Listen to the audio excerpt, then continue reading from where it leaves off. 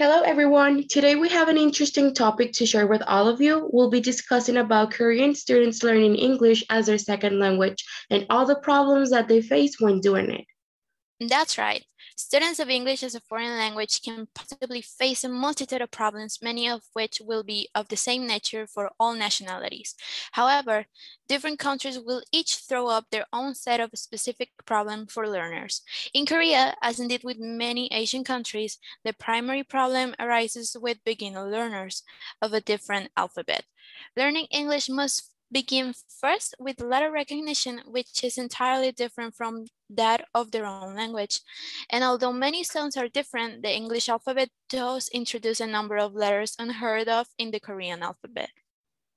Secondly, Korean students face a problem with English grammar. Sentence structure, for example, is entirely different to the Korean language, in which the subject and the object are reversed and the verb always comes at the end of the sentence.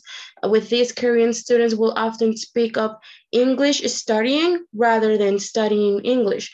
The Korean language is also completely of mixed pronouns. Students therefore find it difficult to grasp and remember the use of pronouns. Also, pronunciation poses a particularly serious problem for many adult learners of Korean, where these days English is being taught at a much younger age, and as far as possible, students are given access to a foreign teacher.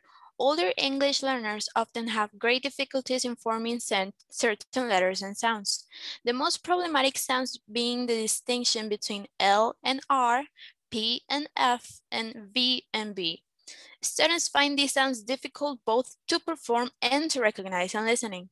Pronunciation problems often arise from the standard of English teaching in most Korean schools. Although these days the situation is changing, Korean English education was traditionally focused on grammar and vocabulary learning.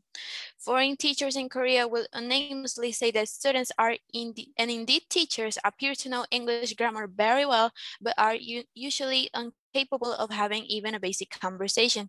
Students need to be persuasively coaxed to speak English and to learn that communication in English does not always have to be through using perfect grammar and vocabulary.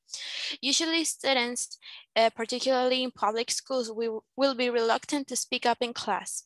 They are shy about speaking, especially when it involves giving personal opinions, and will be frightened about making a mistake rather than focusing on simply being understood. The students' motivation for learning can also pose a problem in Korea. In private academies, for example, where students may be of a higher standard, they have usually been coerced into extra students by their parents. The students will often go to several different private academies and can often show a little enthusiasm or energy to participate actively in class. With this, many adult learners are forced to study English through career pressures. Where this can be a motivating factor, it also becomes a burden to the learner, with too much hanging on their rapid progress. Adult learners, particularly beginners, can quickly become stressed at the prospect of learning English and begin studying on a negative footing. Despite these difficulties, there are also many positive national peculiarities which make teaching and I believe learning English as a second language in Korea an immensely rewarding experience.